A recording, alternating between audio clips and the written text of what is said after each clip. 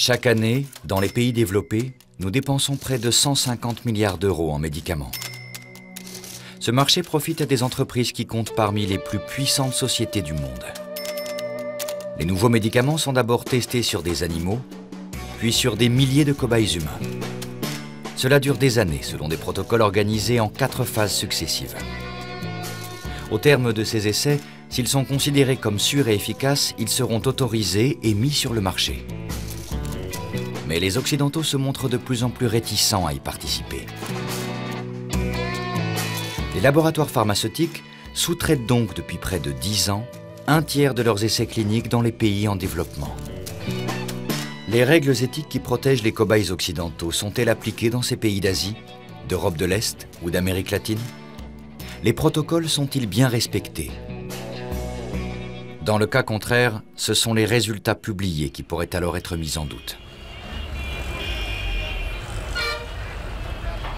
L'Inde est l'un des principaux pays où les essais cliniques sont sous-traités. On estime que ce marché représente potentiellement 1,5 milliard d'euros par an.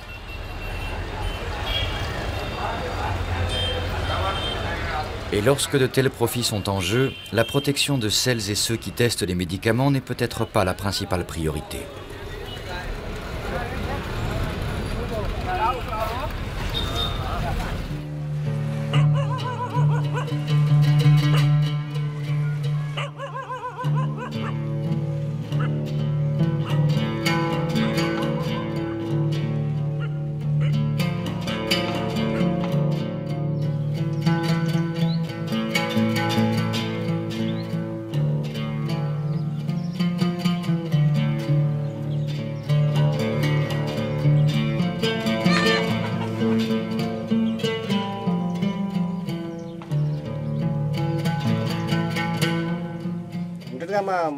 J'étais au travail.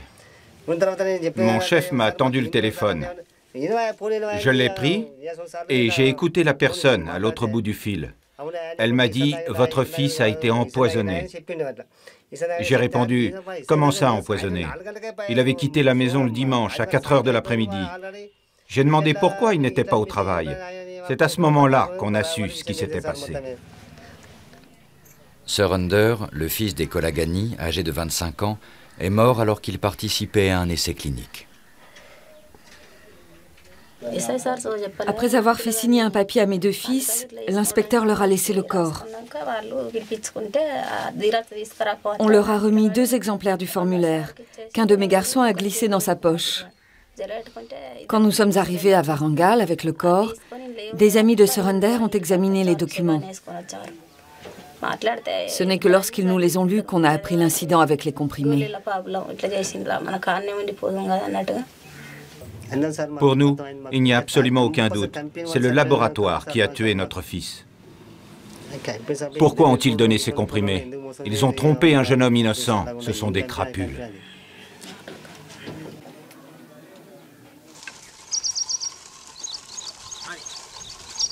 La famille et des activistes locaux ont interrogé la société qui a mené l'essai sur Surinder, GVK Biosciences, au siège social situé dans la ville d'Hyderabad.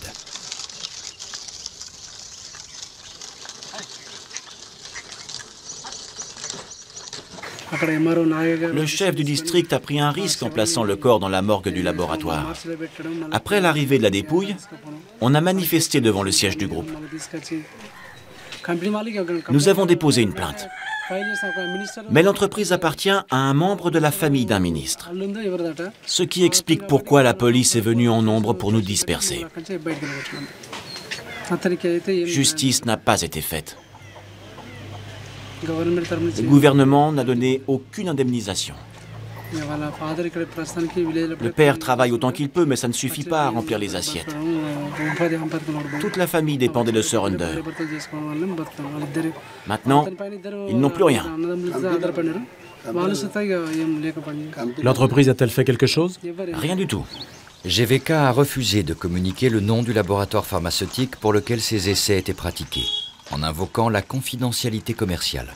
En revanche, pour écarter sa responsabilité, GVK a déclaré que Surinder participait simultanément à d'autres essais, mais sans les citer. Imaginez notre douleur. Nous avons perdu notre fils de 25 ans. Je ne mange qu'une fois par jour et je ne dors pas bien. Si seulement mon fils était encore en vie, il serait auprès de nous. Qu'est-ce qu'il me reste de lui? Rien. Nous avons 2 jeunes garçons et nous allons les élever du mieux possible. Mais le plus jeune a du mal à l'école. కోటి ఆశలతోటి ఓ కొడుక నిన్నాని పల్లెటూరి నుండి పట్నాని కంపితే పల్లెటూరి నుండి పట్నాని కంపితే జంతుల్ని సంపితే నేరము ఈనాడు శిక్షలు వేస్తుండ్రు జైలు కంపిస్తుండ్రు శిక్షలు వేస్తుండ్రు జైలు కంపిస్తుండ్రు మా బిడ్డ ప్రాణాలు హంత కన్నీనమా మా బిడ్డ ప్రాణాలు హంత కన్నీనమా బొందితోనుండంగా బొందలో పెడుతుండ్రు బొందితోనుండంగా బొందలో పెడుతుండ్రు మందుల్ని మాకుల్ని కనిపెట్టి కాసుల్ని మందుల్ని మాకుల్ని కనిపెట్టి కాసుల్ని కోట్లల్లో ఆర్జించే వ్యాపారులు ఈనాడు కోట్లల్లో ఆర్జించే వ్యాపారులు ఈనాడు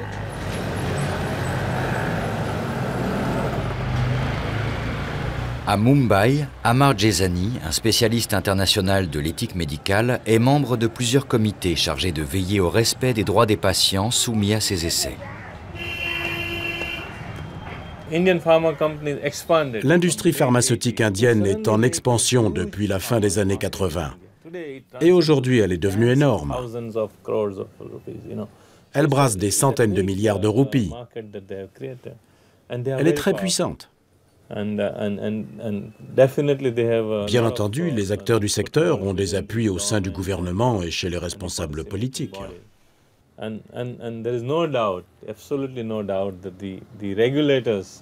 Il ne fait aucun doute que les organismes censés réguler les entreprises pharmaceutiques sont à la botte des industriels. Ils ne sont pas vraiment indépendants. Ils ne font pas les efforts nécessaires pour mettre en place une véritable régulation.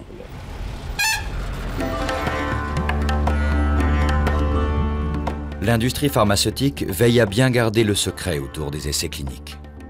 Même les compagnies spécialisées dans la fabrication des médicaments génériques en Inde sont dans l'impossibilité de mener des études indépendantes.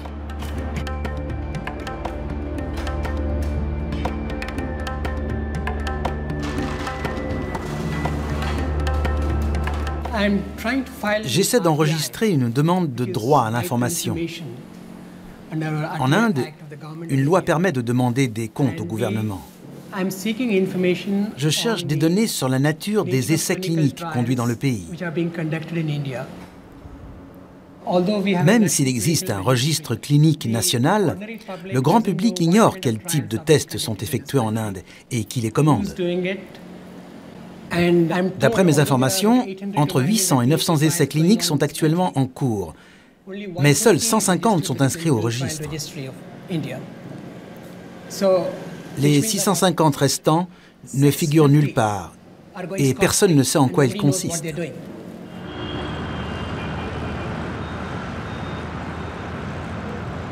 Nous avons donc enquêté sur le terrain, et d'abord au nord du pays. La ville d'Ahmedabad, depuis le déclin de son industrie textile, est devenue le cœur de l'industrie pharmaceutique indienne. Les sociétés pharmaceutiques mènent leurs essais sur ces molécules qui seront source d'énormes profits. Mais qu'en est-il du respect des droits fondamentaux des patients soumis à ces essais? Qui sont-ils et comment sont-ils recrutés? Comment les essais sont-ils organisés et par qui? Quels sont les risques encourus par les cobayes et par ceux qui, au bout de la chaîne, consomment ces médicaments une fois leur licence accordée? La plupart des sujets qui participent aux essais cliniques sont recrutés dans les hôpitaux.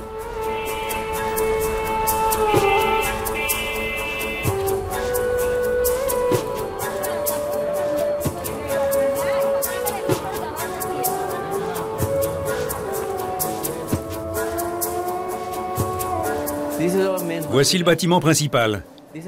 C'est le service de médecine générale.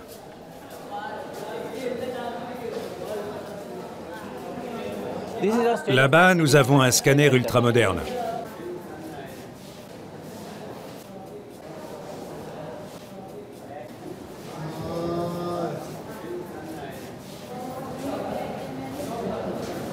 C'est ici. Voilà le scanner dernier cri. Le moniteur est là.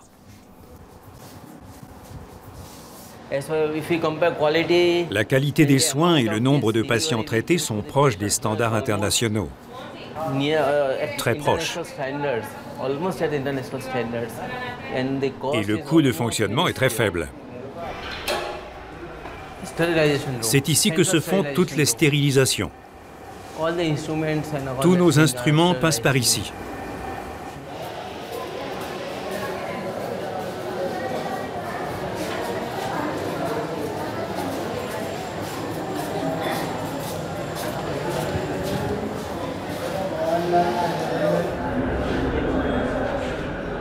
Dans les bureaux et les couloirs de l'hôpital, nous avons rencontré de nombreux représentants des laboratoires pharmaceutiques.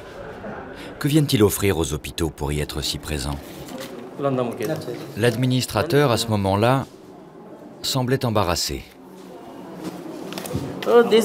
Inutile de filmer ça. Qu'est-ce que vous faites? Je réceptionne des médicaments. Il y a des patients pauvres ici et tous ces médicaments sont gratuits pour eux. Voilà. Mon bureau est à côté, mais comme je suis pressé, je fais ça ici.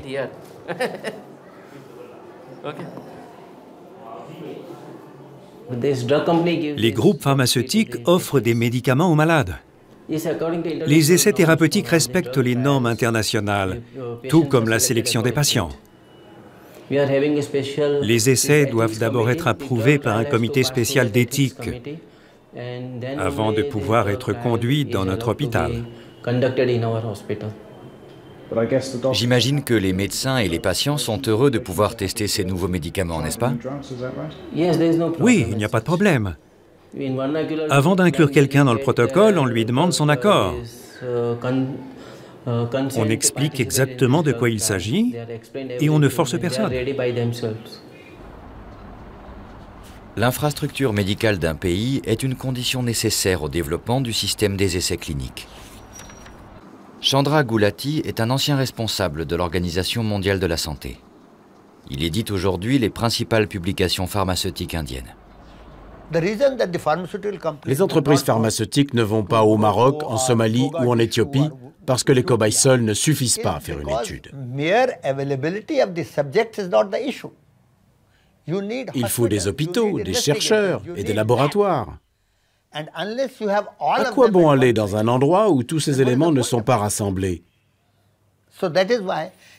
C'est pour cette raison que des pays comme l'Inde sont en haut de la liste. Les médecins chefs de service sont l'un des rouages essentiels du système des essais cliniques. Ils sont employés en tant que superviseurs par les sociétés pharmaceutiques ou leurs intermédiaires.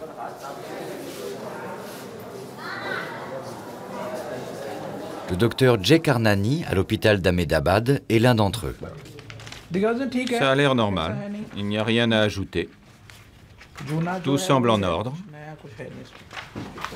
En tant que consultant à l'hôpital, le docteur Karnani a accès à plusieurs milliers de patients, qui constituent un réservoir quasi inépuisable pour les essais cliniques.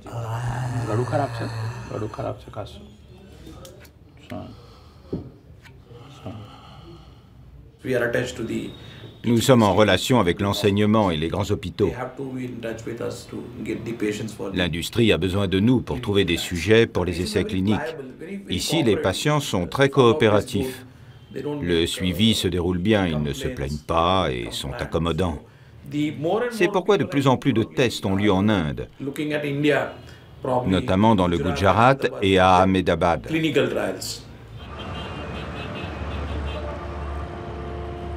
Les sociétés qui emploient le docteur Karnani, ainsi que les autres superviseurs d'essais cliniques, sont appelées les CRO, Contract Research Organization. Sociétés intermédiaires privées, ce sont elles qui mènent les essais pour le compte des grands groupes pharmaceutiques, qui n'apparaissent ainsi jamais au grand jour. L'un des plus importants CRO d'Ahmedabad est Synchron, qui se développe actuellement à l'échelle internationale. Voici notre équipe française à Poitiers. Sur la photo, ma femme et moi sommes entourés de nombreux collaborateurs. Des gens de différentes cultures et de différents pays participent au fonctionnement de l'entreprise. Je suis fier de faire de la recherche clinique et je continuerai à tester de nouveaux médicaments et à chercher des remèdes pour les maladies graves. J'apporte ma petite contribution à l'amélioration du sort de l'humanité en évitant certaines souffrances à mes semblables. C'est une grande satisfaction. En plus de l'aspect commercial, on rend service aux autres en créant de nouveaux remèdes. Imaginez un instant qu'il n'y ait plus de médicaments sur Terre. Qu'est-ce qui arriverait? Ce serait une catastrophe. C'est inimaginable.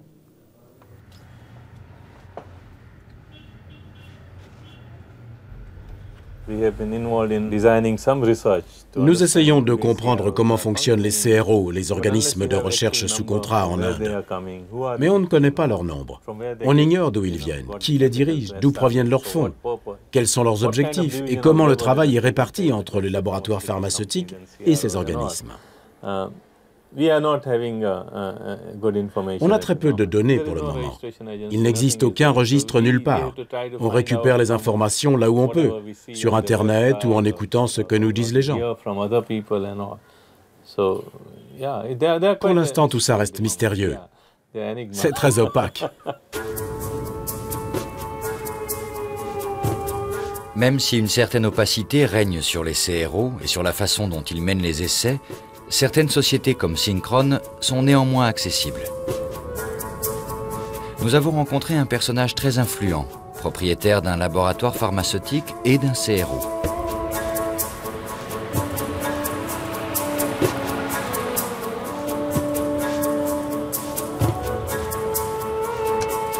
Il est aussi propriétaire d'une voiture fort rare en Inde, une Rolls-Royce Phantom.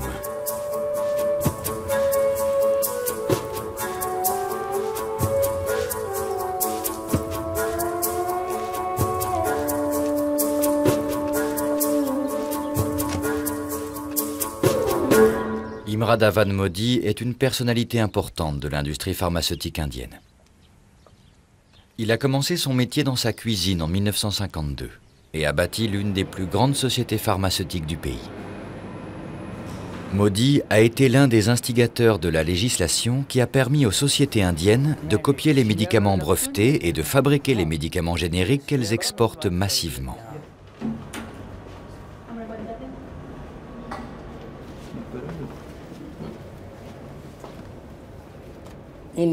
Les essais conduits en Inde ont une portée mondiale.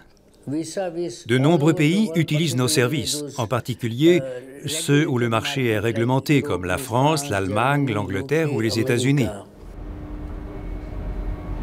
Le Gujarat est réputé pour son esprit d'entreprise. Les Gujaratis ont ça dans le sang. La main-d'œuvre ne fait pas de vagues ici. Il n'y a jamais de violence ou de conflit. Le Gujarat est la région la plus tranquille du pays. Les travailleurs ne rechignent pas à la tâche et ils ne sont jamais violents. Les organismes de recherche clinique se sont développés assez récemment en Inde. Je dirais depuis une dizaine d'années. Ici, ils trouvent facilement les éléments nécessaires aux études cliniques. Ce sont des cobayes. C'est ça.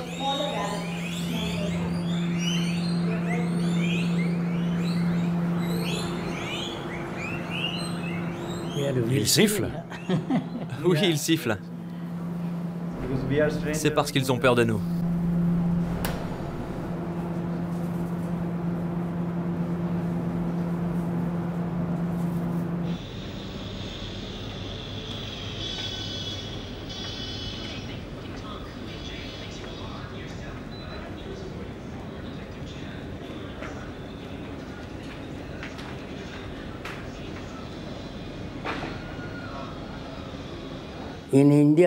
Supposons que vous cherchiez des tuberculeux, des sujets avec des problèmes cardiaques ou gastriques, ou des patients psychotiques.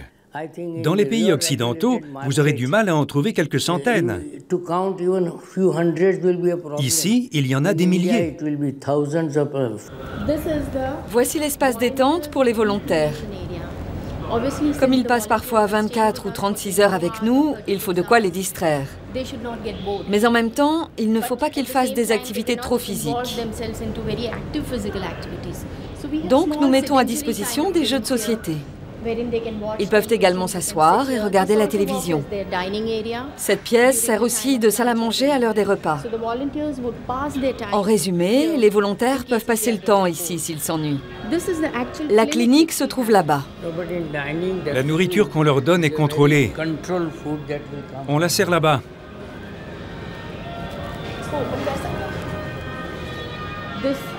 Les repas sont préparés de l'autre côté. Leur alimentation est surveillée de près. La trappe ne s'ouvre pas de l'extérieur.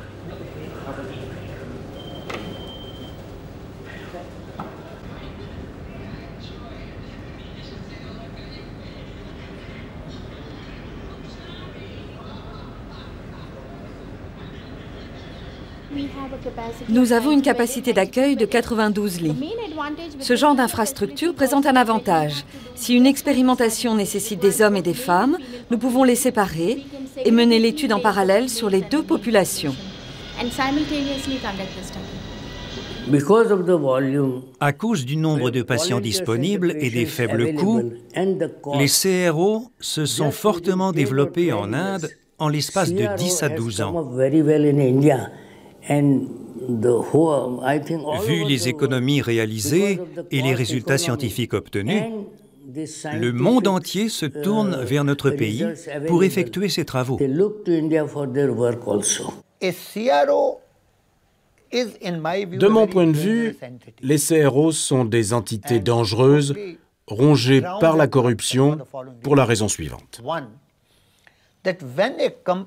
Quand un laboratoire veut faire des essais cliniques, il rassemble une équipe de 1, 2, 3, 4 ou 5 médecins. Que font les CRO? Ils approchent d'abord un grand nombre de médecins dans un grand nombre de spécialités. Et une fois qu'ils ont un client intéressé par tel ou tel groupe de médecins, ils les contactent pour conduire l'étude. Donc, des liens étroits se tissent entre les CRO et les chercheurs. C'est en cela qu'il y a un risque.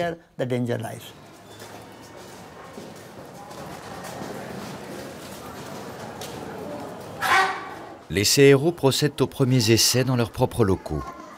Mais lorsque leurs clients, les grands laboratoires pharmaceutiques, ont besoin de milliers d'autres sujets pour mener les essais cruciaux de la phase 3, sur la base desquels les autorisations d'exploitation sont octroyées, l'accès aux hôpitaux devient nécessaire.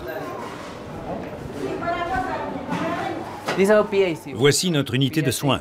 Soins intensifs pédiatriques post-opératoires. Ces patients sortent tous d'une opération. Les laboratoires prennent en charge certaines dépenses de l'hôpital. Les patients en profitent puisqu'ils bénéficient de traitements et de médicaments gratuits pendant un certain temps. Il n'y a que des avantages. De leur côté, les chercheurs peuvent utiliser certains de nos appareils et de nos ordinateurs, ou se faire aider par une partie du personnel pour effectuer leur travail. Ça fonctionne comme ça.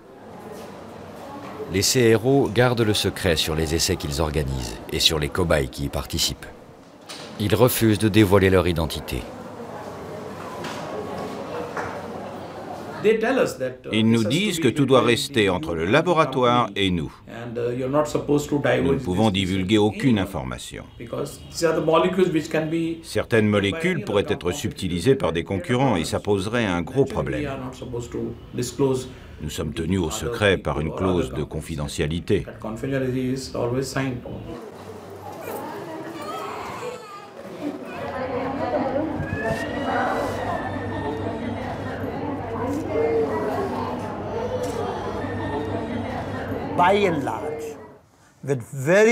À quelques rares exceptions près, tous les essais cliniques sont effectués sur une population pauvre et illettrée. Mais les commanditaires, les chercheurs, les hôpitaux et le gouvernement refusent tous d'admettre cet état de fait. C'est pour cela que tout est si secret. Ils ne veulent pas qu'on rencontre les cobayes.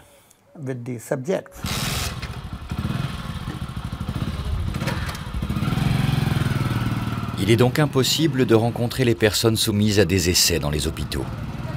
Certains, dénommés volontaires en bonne santé, participent aux premières phases des essais. Ceux-là sont accessibles. À Purushottam, nous avons trouvé un guide, fervent défenseur des droits de ceux qui vivent dans les bidonvilles.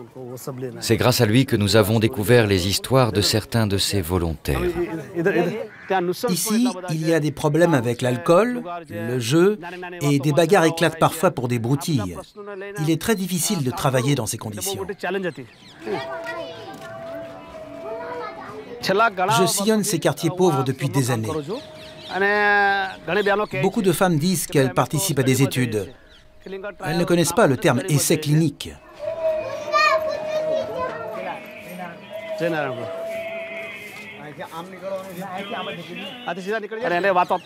Nous sommes face à un grave problème de société, mais personne ne tente de le résoudre. C'est une question sensible parce qu'elle touche à la dignité des personnes.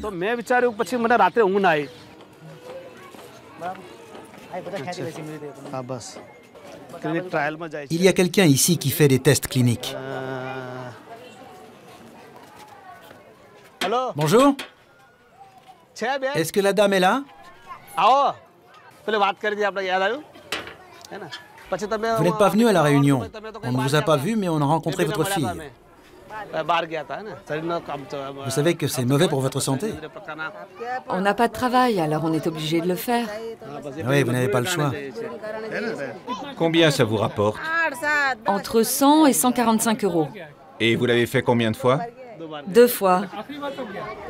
C'était quand la dernière fois? Je fais une étude en ce moment. Aujourd'hui, c'est le dernier jour. Comment s'appelle l'endroit? Darbarial. Ne faites pas interrompre mon étude. Ne vous inquiétez pas, elle va continuer. Mais on voudrait qu'elle soit plus transparente et que vous touchiez plus d'argent parce qu'il y a des millions qui arrivent de l'étranger.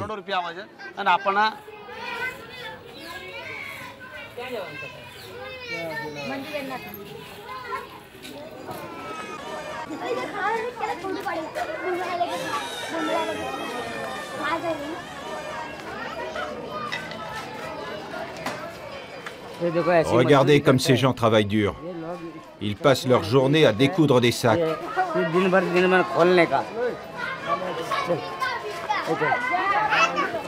Ils font ça du matin au soir. Combien ça vous rapporte? 7 centimes. 7 centimes pour 100 sacs.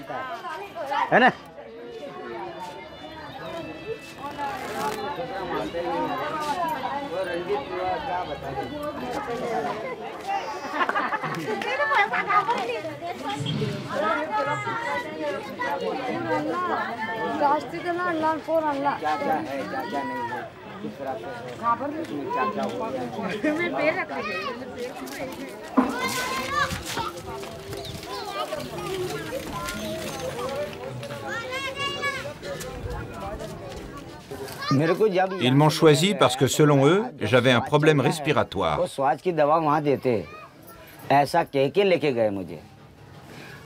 J'ai accepté d'y aller pour qu'ils me donnent des médicaments.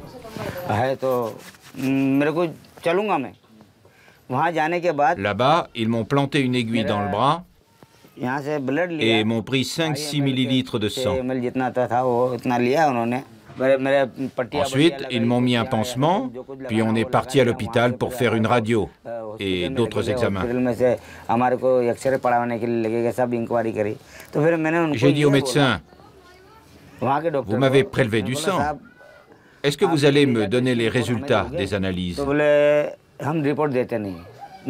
Il a refusé. Quand j'ai demandé de quel groupe sanguin j'étais, on n'a pas voulu me répondre. Même ça, on ne pouvait pas me le dire. Un jour, j'ai pris mon courage à deux mains et j'y suis allée. On m'a pesé et mesuré. J'ai fait une prise de sang, des analyses d'urine et une échographie. On m'a donné 1,50 € pour les frais de déplacement. Plus tard, on m'a appelé pour me dire que j'avais réussi les tests. Et j'ai fait une première étude qui m'a rapporté 110 €. C'est la société BA qui m'a payé. Comme on n'a pas de travail, on n'a pas d'autre choix. On est obligé d'y aller. Beaucoup de femmes du quartier sautent le pas. De plus en plus de gens se portent volontaires et on les presse comme des citrons. Les responsables de ces études n'emporteront pas leur argent dans la tombe. Alors ils devraient se montrer plus généreux. Pourquoi sont-ils si avares?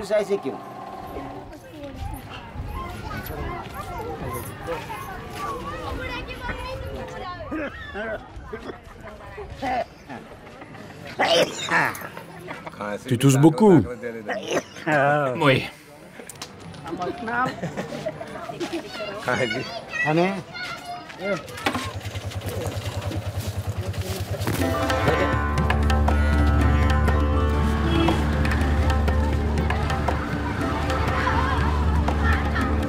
Le fait de participer à des essais leur donne accès à des médecins et à des médicaments dont ils ne pourraient pas bénéficier autrement.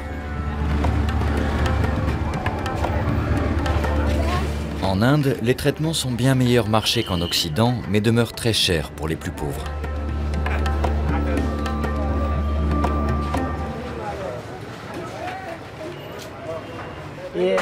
Voici notre pharmacien. Sa boutique est près de chez nous. C'est ici qu'on achète nos médicaments. Toutes sortes de médicaments? Oui, il y a tout ce qu'il faut. Donne-moi des doses de 5 mg, toute une boîte.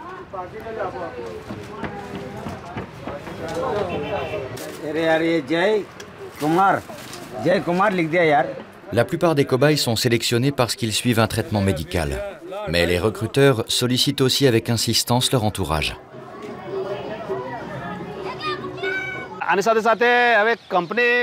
La plupart des gens ne se portent pas volontaires, mais des émissaires viennent les voir, souvent la nuit. Ils font différentes propositions à différentes personnes en fonction de leur état de santé. Ils disent « Apportez votre carte de rationnement, vous allez gagner beaucoup d'argent et c'est sans risque ». Certains parlent même d'une prime d'assurance de 12 000 €. Ceux à qui ils racontent ça ont besoin d'argent et sont en grande difficulté. Les gens tombent automatiquement dans le piège. Beaucoup sont conduits à Baroda en pleine nuit, d'autres chez Limba à Ahmedabad. Quand un voisin est absent, personne ne sait s'il est parti faire une étude ou pas. Tout se fait dans le plus grand secret. C'est un moyen rapide de gagner de l'argent.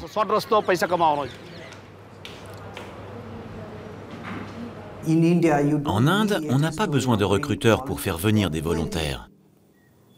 Ils se bousculent à la porte. De plus, on sait exactement où les trouver. Nous avons leur numéro de téléphone. De nos jours, tout le monde a un portable ici. On peut les joindre très facilement, sans faire appel à des intermédiaires.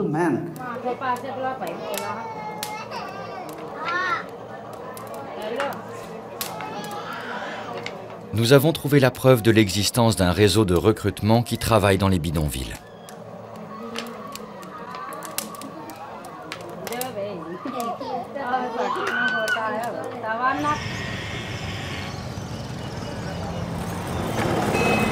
Nous avons eu du mal à convaincre les recruteurs de témoigner. L'un d'eux a accepté de nous parler à condition de masquer son visage.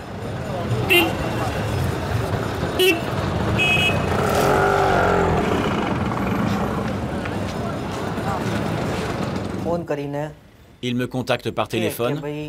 Ils me disent par exemple que dans 2 ou 3 jours, ils auront besoin de 5 ou 10 personnes.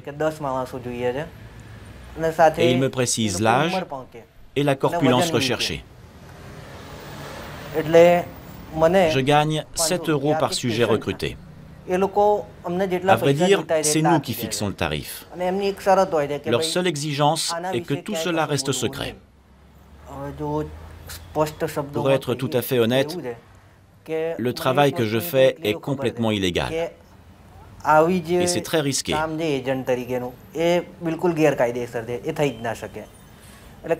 Si plus tard des effets secondaires viennent à se déclarer et que la police et le gouvernement ouvrent une enquête, eh bien les recruteurs comme moi se feront arrêter.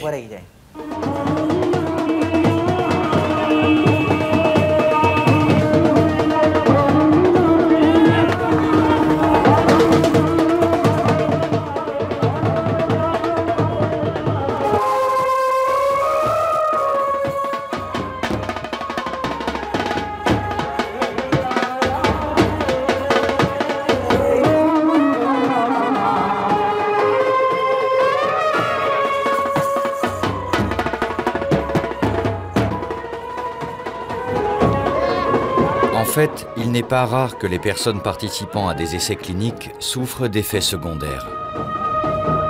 Avec l'aide de notre guide dans les bidonvilles, nous en avons rencontré certaines.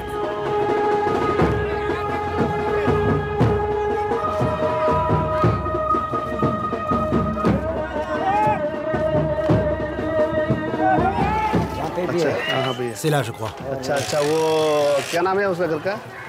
Nous nous rendons chez une personne qui a pris part à des essais cliniques. C'est ça? On peut la rencontrer? Bonjour madame. Vous avez participé à une étude? Oui, ça m'a rapporté 95 €.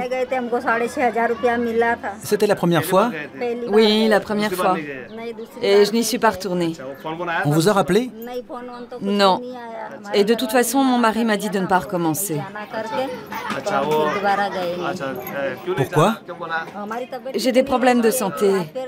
J'ai des douleurs aux mains et aux pieds, j'ai du mal à marcher et je ne peux rien porter.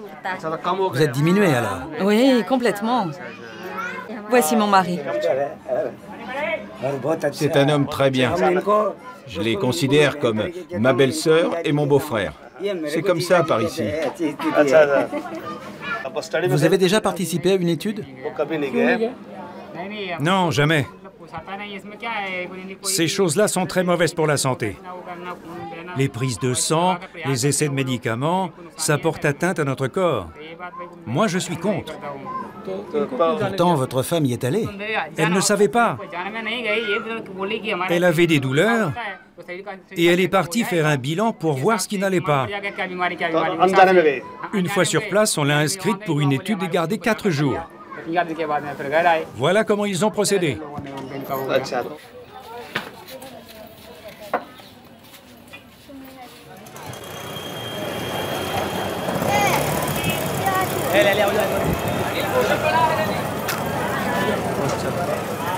Le cabinet du médecin de Lila est situé juste en face du bidonville.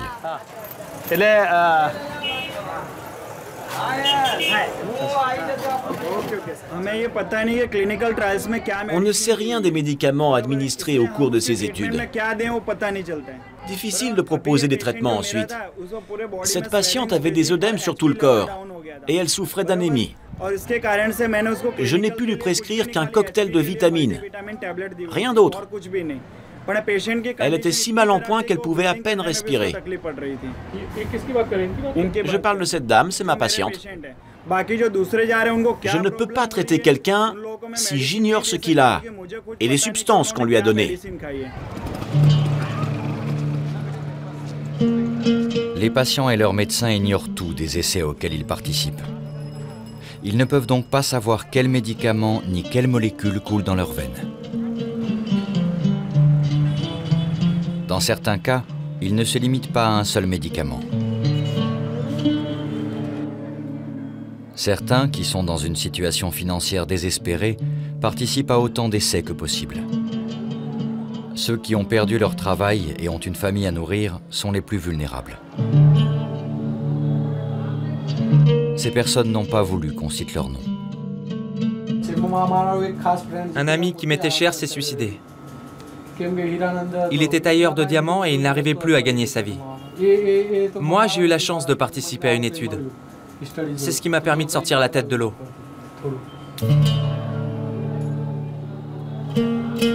Le fait de participer à plus d'un essai clinique sur une période de 3 mois présente des risques. Cela peut également invalider les données scientifiques obtenues.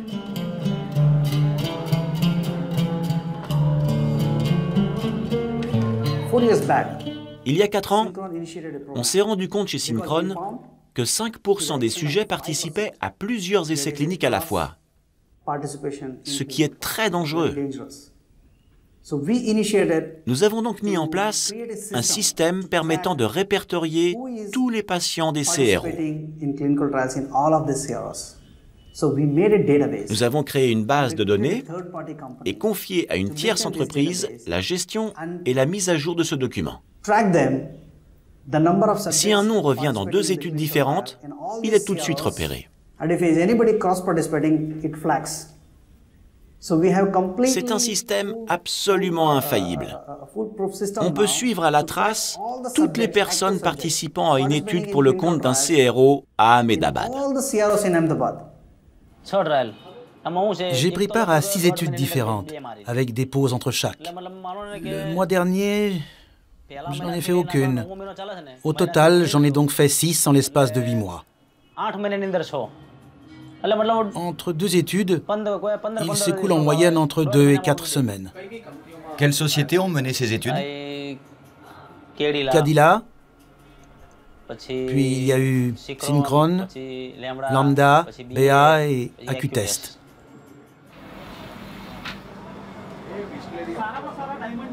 On ne connaît le nom d'aucun médicament qu'ils nous ont donné. En termes de santé, il n'y a rien de grave à signaler pour le moment.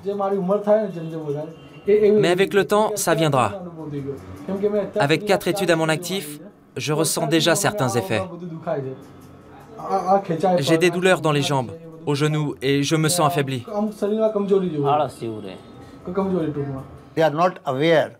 Ils n'ont pas conscience des risques. Les implications sont pourtant très sérieuses. Tout d'abord, les sujets ne sont pas vierges de tout traitement. L'étude est forcément faussée par toutes les molécules qui ont pu leur être administrées. Premier problème. Ensuite, ces personnes accumulent dans leur corps tout un tas de substances qui mettent leur organisme à rude épreuve. J'ai participé à 2 essais en un mois, ce qui est interdit. Alors que l'étude chez Lambda était en cours, BA m'a admise pour une autre. Du coup, entre les 2 étapes de l'étude chez Lambda, j'en ai fait une autre chez BA. Et j'y suis encore retournée après. Tout ça en l'espace d'1 mois. On est censé attendre 3 mois avant de se présenter chez un autre laboratoire. Mais on a appris à se débrouiller pour ne pas se faire repérer. Par exemple, chez l'un, je signe, alors que chez l'autre, je laisse mon empreinte. Je peux aussi ne pas signer le même nom à chaque fois. Je vois, il faut ruser. Oui, sinon on peut se retrouver 3 à 6 mois sans rien faire. Oui, je vois. On nous paye en liquide le dernier jour. On nous remet un sachet numéroté. Le montant réglé est inscrit dessus et le sachet est scellé.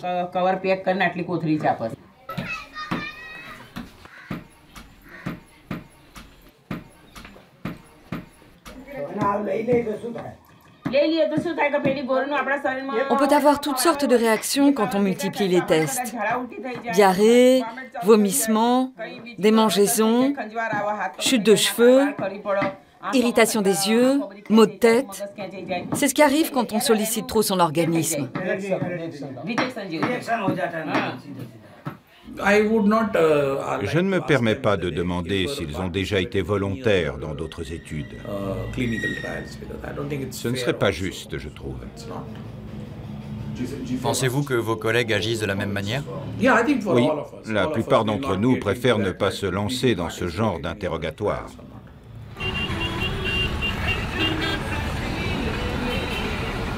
Tous les médecins ne sont pas satisfaits de la manière dont les essais sont menés. Mais en Inde, les médecins ne s'élèvent presque jamais contre l'un de leurs confrères. Nous avons trouvé une exception. Ruparel Paresh est chirurgien orthopédiste dans plusieurs hôpitaux, dont celui d'Ahmedabad.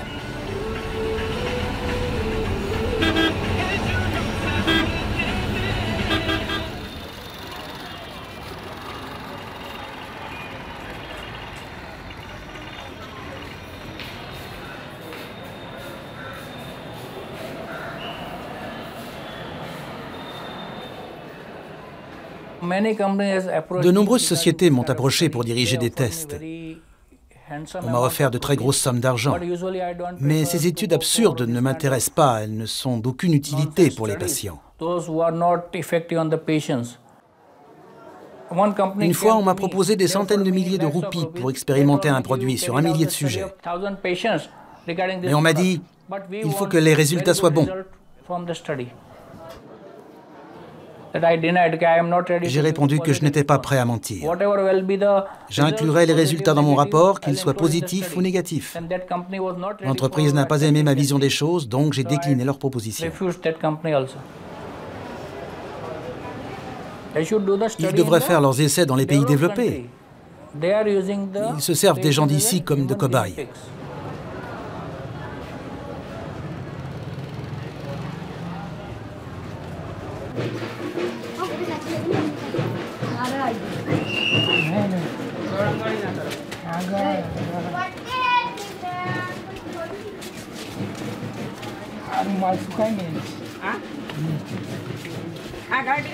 Poussez-vous.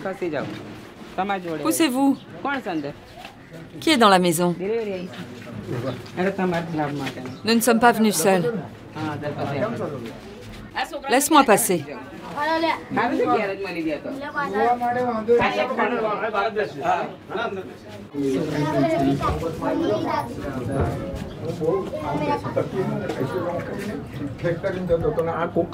Il travaillait dans une usine et il a fait la connaissance d'une personne louche.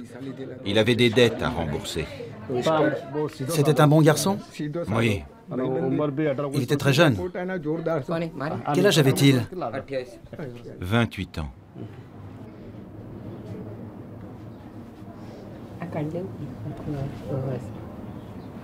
Parlez-nous de votre fils. Il était sans travail depuis 6 ou 7 mois. Ce type lui a dit « Je vais te faire gagner de l'argent. On va te donner des pilules à avaler et te faire une prise de sang. » On l'a trompé. S'il m'en avait parlé, je lui aurais interdit d'y aller. J'aurais travaillé encore plus dur pour le nourrir. On ne veut pas avoir affaire à ces gens. Combien d'études a-t-il fait? Je ne sais pas. Vous l'avez appris par ses amis? Oui. Quel genre de test c'était? Je ne sais pas. On m'a juste dit, votre fils a fait une étude. Une fois les essais terminés, il a fait un pèlerinage dans un temple. Il voulait prier. Mais au lieu de ça, il a fait un malaise et une ambulance est venue le chercher.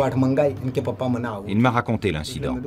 Comme il lui arrivait de boire beaucoup, j'ai pensé que ça pouvait venir de l'alcool. Il m'a dit, « Papa, je n'étais pas saoul. » Mais il ne m'a pas avoué qu'il avait fait une étude.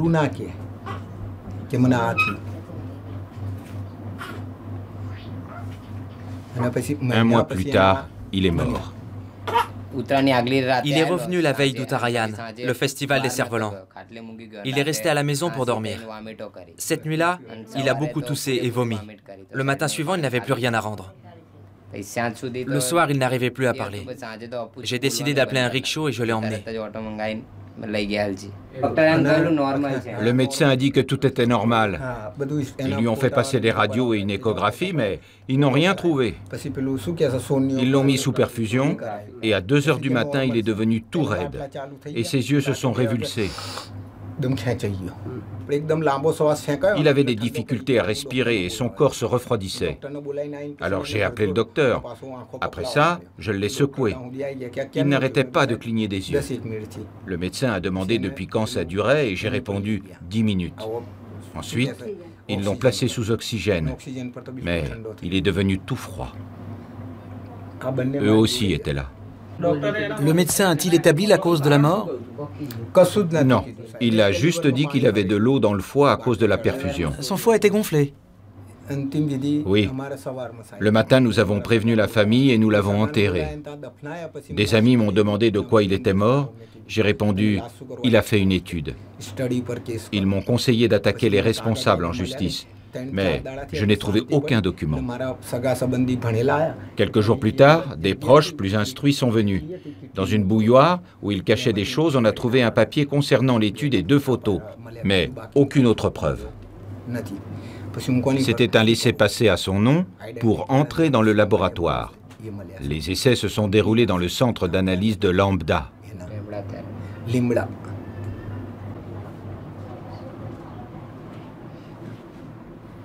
Pourquoi ne pas avoir déposé plainte? Contre qui? Il faut des preuves. En plus, les gens allaient dire « Leur fils vient de mourir, mais ils ne pensent qu'à l'argent. » Je veux qu'on lui rende justice. Ceux qui ont dirigé cette étude doivent la vérité à la famille. Toute la vérité. Les chercheurs sont-ils au courant que votre fils est mort? Non, ils ne le savent pas. Ils continuent de l'appeler. Ils laissent des messages pour qu'il vienne faire des examens.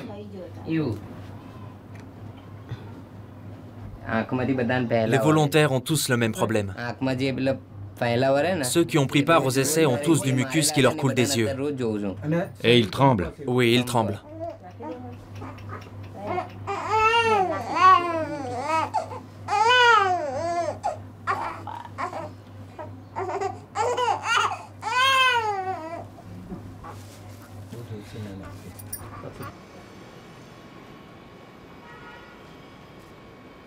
Les accords d'Helsinki sur les droits de l'homme stipulent que les sujets d'essais cliniques ont le droit absolu et inaliénable de savoir qu'ils participent à une recherche et de savoir ce qui va être testé sur eux.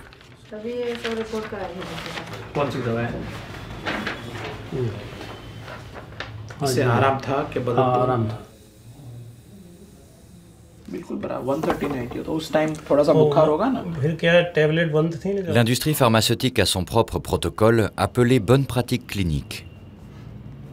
Il existe un formulaire de consentement traduit en 14 langues. Les volontaires en reçoivent un exemplaire dans leur langue maternelle. On leur fait lire et ils la signent. Ils savent qu'on ne peut pas être tenu pour responsable des effets secondaires.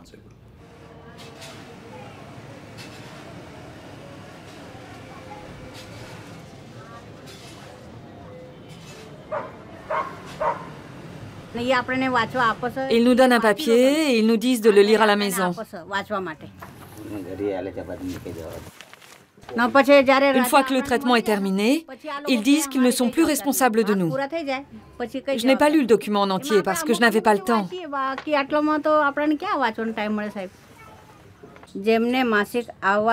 Études comparatives sur des femmes ménopausées. Des sujets en bonne santé ont pris une pilule de 25 mg. 25 mg d'un certain médicament. C'est ça. Dr Pankaj Kumar Jha, Sihayk Santok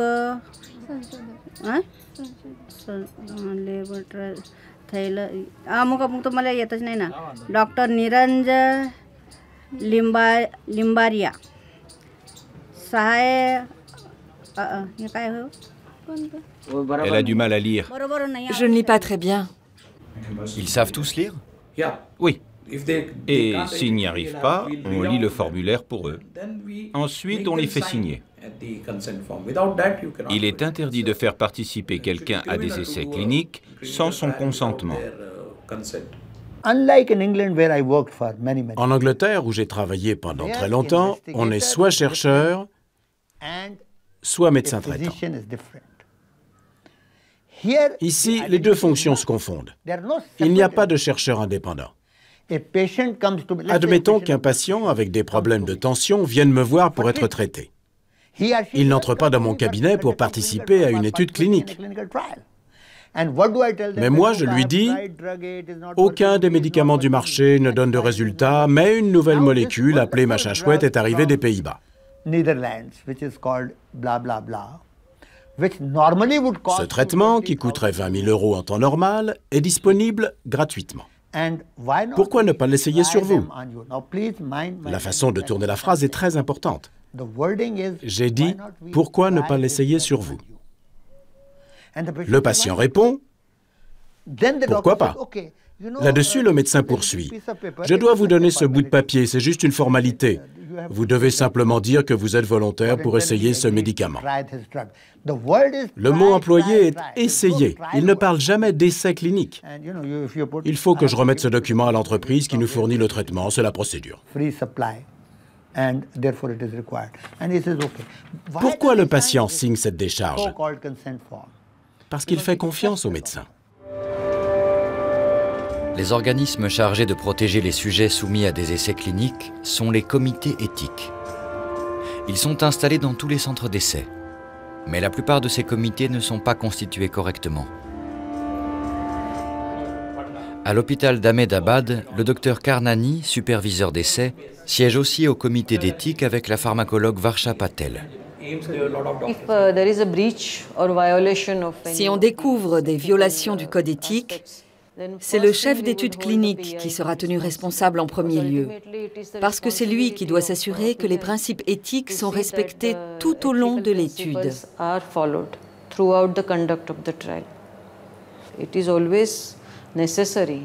Il faut impérativement qu'une copie du formulaire de consentement soit remise à chaque participant. On ne donne pas les formulaires aux patients. Une fois signés, on les reprend. Et c'est vous qui les gardez? Non, on les envoie au laboratoire. Vous pouvez me redire ça? Tous les formulaires de consentement sont envoyés au laboratoire. Nous n'avons pas d'archives ici. On se contente de faire les essais cliniques.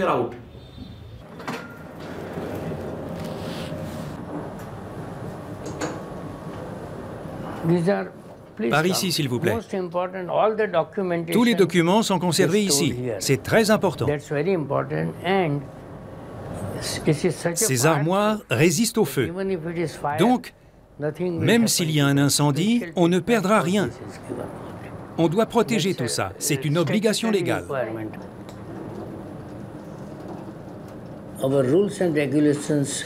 La réglementation vient de changer et désormais les CRO sont contrôlés par une autorité de régulation.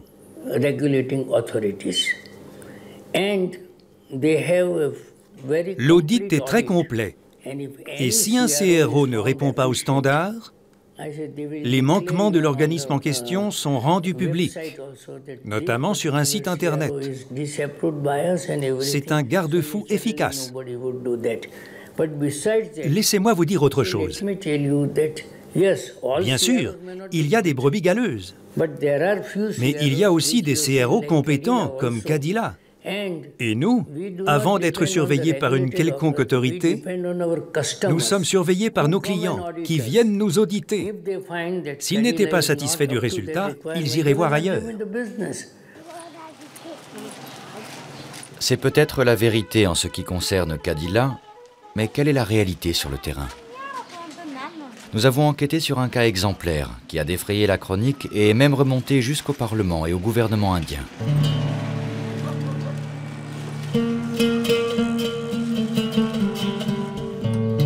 L'an dernier, au mois d'août, la petite fille de cette famille, qui était encore bébé, a été inscrite à un essai de vaccination pour l'une des plus grosses sociétés de produits pharmaceutiques, Wyeth, rachetée depuis par Pfizer.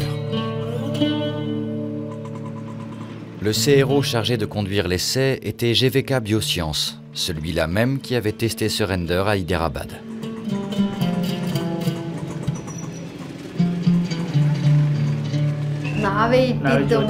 Nous avons choisi un prénom symbolique pour notre bébé. Nous l'avons appelé Lakshmi, comme la déesse de la prospérité. Pour cet essai, la famille a été recrutée à l'hôpital St John de Bangalore, au sud de l'Inde.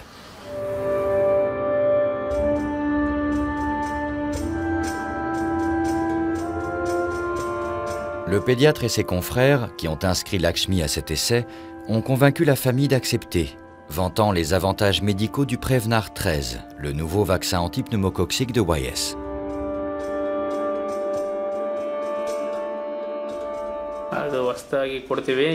On nous a dit qu'on nous donnerait des médicaments, que les injections et le traitement seraient entièrement gratuits. L'hôpital a dit que le vaccin venait de l'étranger D'après eux, c'était bon pour la santé des enfants et pour développer les facultés intellectuelles. Ils l'avaient déjà donné à une vingtaine d'enfants sans qu'il y ait le moindre problème.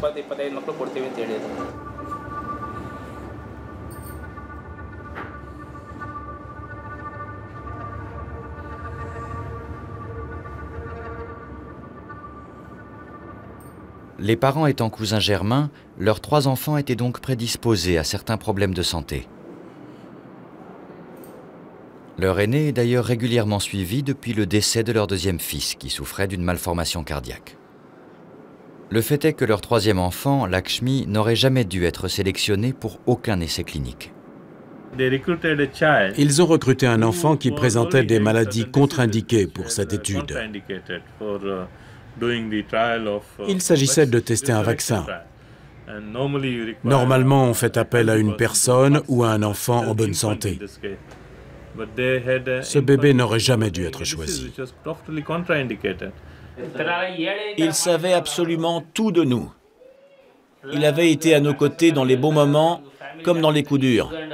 C'était notre médecin de famille, depuis toujours. Comment a-t-il pu faire une chose pareille ?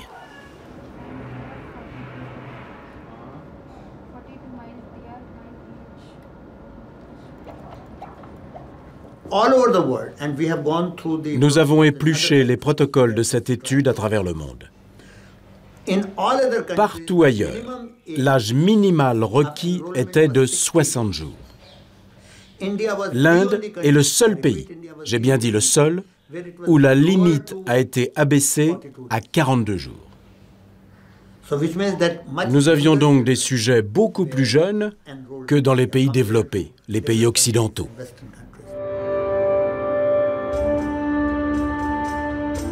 Pourquoi le comité éthique de St. John n'a-t-il donc pas rejeté la candidature de Lakshmi?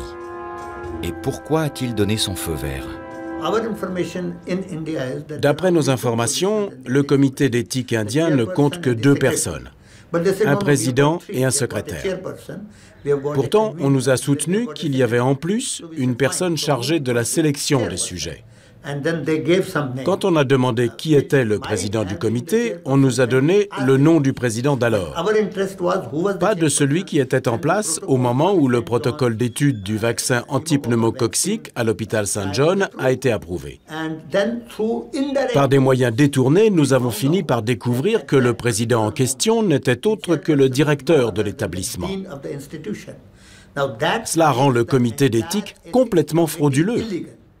Du coup, même si le protocole a été suivi à la lettre, à la virgule près, ça n'a aucune valeur. Un comité illégal ne peut délivrer une autorisation légale. Selon Wyeth, ce n'est pas le vaccin expérimental inoculé à Lakshmi qui est la cause du décès. Il n'en reste pas moins qu'elle n'aurait tout simplement pas dû recevoir cette vaccination. 6 semaines après le début de l'essai, une fois reçue la 3e injection, le cœur de Lakshmi s'est arrêté. Que dire de plus? Tout est terminé maintenant. Ce matin-là, à 9 h, on nous a dit que tout allait bien. Je suis rentré pour le déjeuner et à mon retour, c'était déjà fini.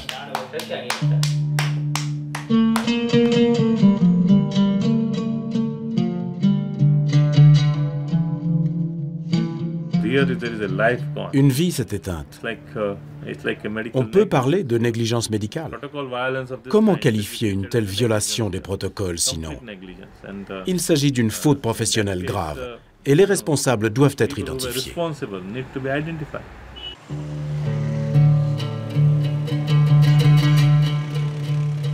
Ce cas a fait l'objet de la première enquête officielle menée par le gouvernement indien sur un essai clinique. Tous les essais prévus sur le vaccin pneumococcique de Wyeth ont été suspendus pendant 6 mois. Ils ont maintenant repris. Mais cette enquête gouvernementale a été menée de manière pour le moins surprenante. C'est tout bonnement scandaleux. C'est inacceptable pour moi.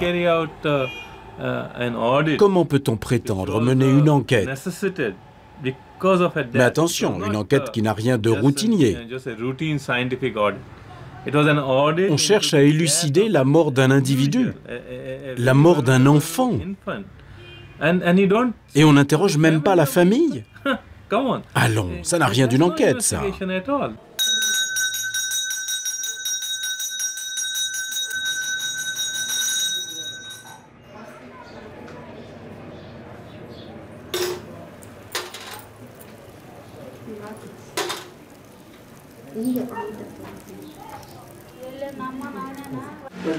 Comment vivez-vous tout ça? Qu'est-ce qu'on peut bien faire? C'est lui le médecin. On ne peut pas le traîner en justice. Que peuvent faire des gens comme nous?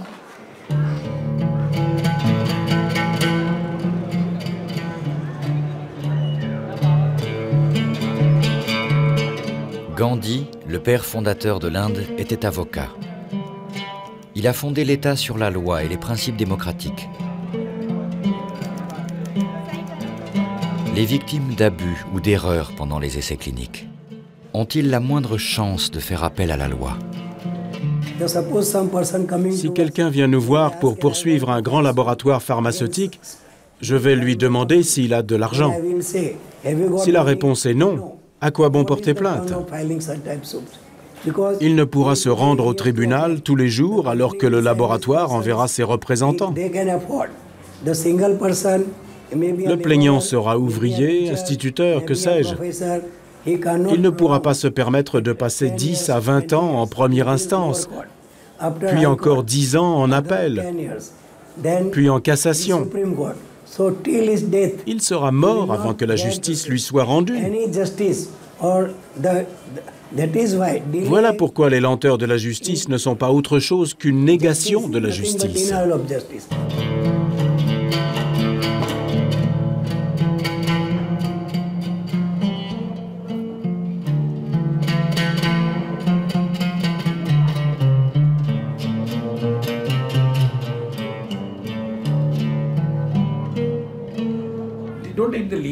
Personne n'intente d'action en justice. On est tranquille de ce côté-là.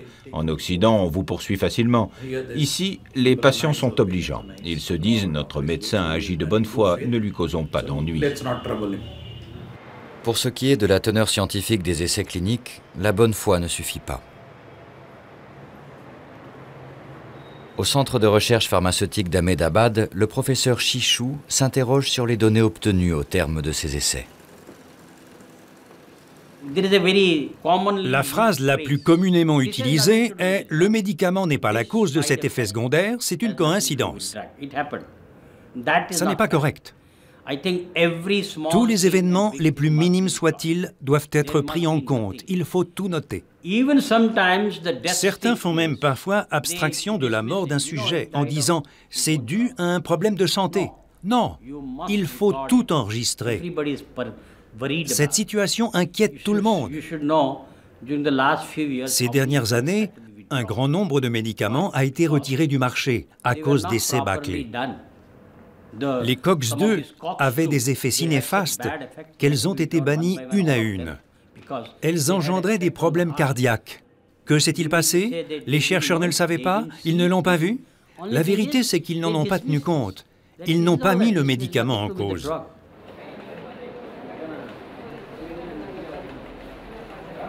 Pourquoi les effets secondaires des médicaments testés ne seraient-ils pas mentionnés dans certains rapports? Certains médecins gagnent beaucoup d'argent grâce au laboratoire.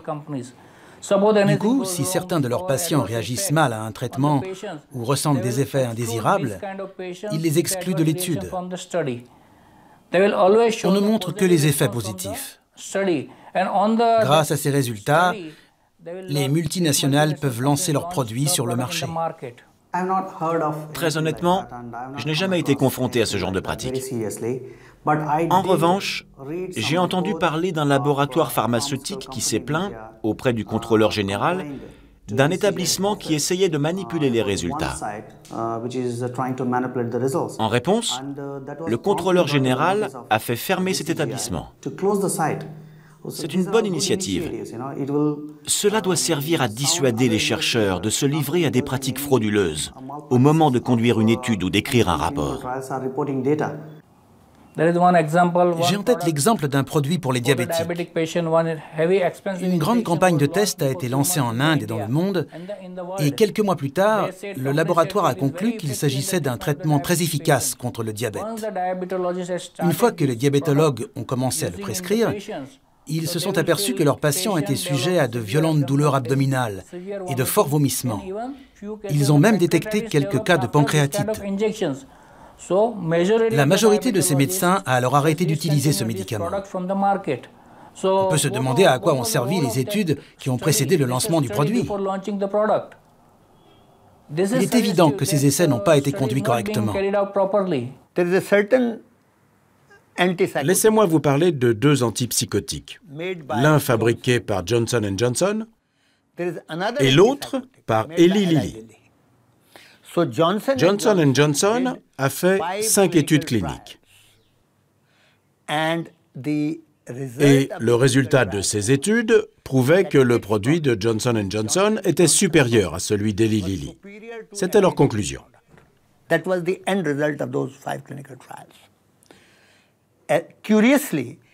son côté, Eli Lilly a également procédé à la comparaison de sa molécule avec celle de Johnson & Johnson. Et 4 de ces 5 études ont démontré que leur produit était meilleur que celui de Johnson & Johnson. Je trouve qu'il s'agit d'un exemple assez frappant de ce que certains appellent de la manipulation de données. La question est, comment en arrive-t-on là? Les laboratoires vous invitent-ils à l'étranger? Oui, ils le font. Que ça plaise ou que ça déplaise, c'est le cas. Certains crient au scandale, mais ça fait partie de la vie, et c'est comme ça partout. Il semble que la communauté médicale soit divisée sur ce point. Oui, on se demande si c'est normal qu'un médecin se fasse payer des vacances. C'est toujours sujet à débat. Quelle est votre opinion? Si une entreprise respectable me le propose, pourquoi pas? Mais dans le cas contraire, je refuserai catégoriquement. Ce sera non. Certains médecins sont régulièrement contactés par les laboratoires pharmaceutiques et reçoivent de gros cadeaux. Par exemple, de belles voitures de luxe. Il arrive aussi qu'on leur offre des appartements ou des voyages. Tout ce dont ils rêvent. Les primes que touchent les médecins et les avantages dont ils bénéficient posent un problème majeur en Inde. Non pas parce qu'ils les acceptent, mais parce que la loi ne les oblige pas à faire état d'un conflit d'intérêts.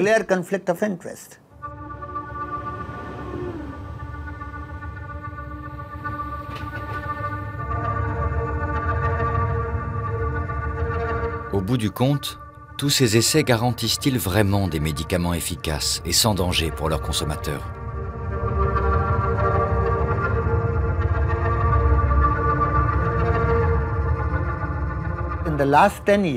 Ces 10 dernières années, 80% des médicaments approuvés par les autorités américaines ont présenté d'autres effets secondaires que ceux signalés lors des essais cliniques.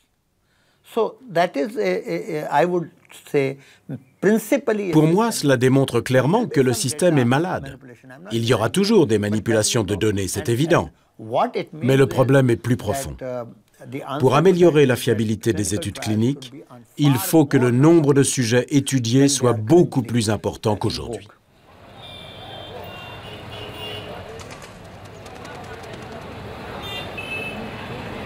Une fois les nouveaux médicaments autorisés et disponibles en pharmacie, des essais de phase 4 sont menés afin de détecter des effets secondaires éventuels.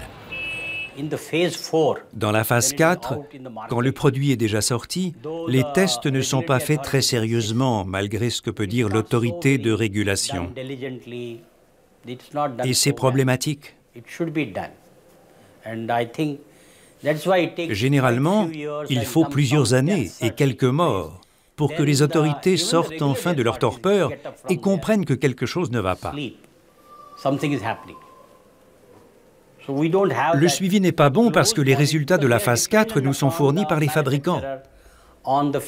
Ayant déjà reçu le feu vert, ils ne sont pas pressés de les donner. En plus, ils peuvent interpréter les données comme ça les arrange. Ils retardent la sortie de ces informations. Lorsqu'elles sont enfin révélées au grand public, les laboratoires ont déjà fait leur beurre en utilisant les premières études pour promouvoir leurs produits. Ces essais sont menés par des médecins qui ont une réputation locale, régionale, voire même nationale. Les professeurs d'université et les grands noms de la médecine indienne participent aussi à ce genre d'études. Personne n'ose contredire ces grands pontes ou les firmes qui les emploient. Il est très difficile, voire impossible, de changer le système parce qu'il n'y a aucune preuve. Laissez-moi vous dire quelque chose. La science est une bonne chose. Kadila sera toujours là où la science est utile, pratique et accessible. En matière d'éthique, cette entreprise fera toujours ce qu'il faut et ça portera ses fruits. J'ajouterai ceci, il n'y a pas de mauvaise science, ça n'existe pas. C'est ce qu'on en fait qui peut être mauvais. Le problème, c'est l'homme, pas la science. À ce jour, les organismes de réglementation américains et européens n'ont enquêté que sur quelques-uns des essais cliniques menés en Inde. Le British Medical Journal a proposé un système de contrôle alternatif, une agence internationale indépendante qui autoriserait et contrôlerait les essais. Cela reviendrait à retirer au groupe pharmaceutique la responsabilité des tests. Éthiquement et scientifiquement, cette proposition garantirait une meilleure transparence.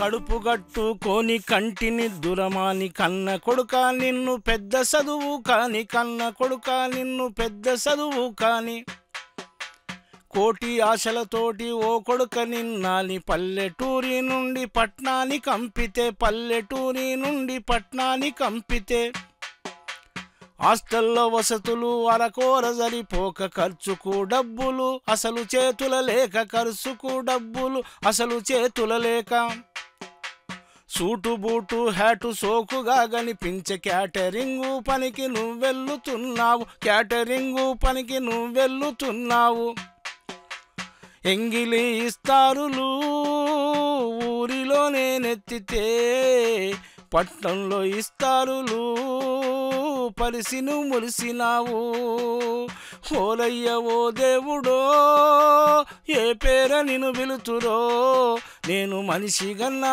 మనిషినా లేక జీవమున్న జంతునా